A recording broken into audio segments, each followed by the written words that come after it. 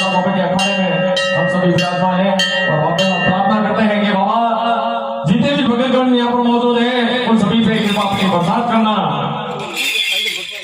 जय बोलो भेड़नाथ बाबे की जय हो।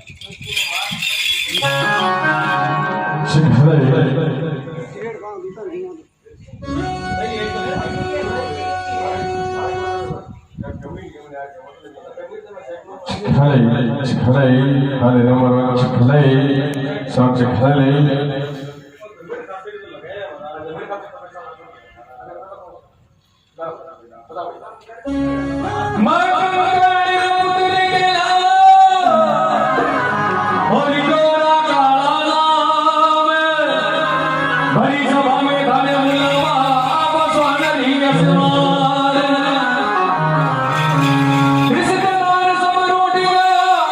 Oh,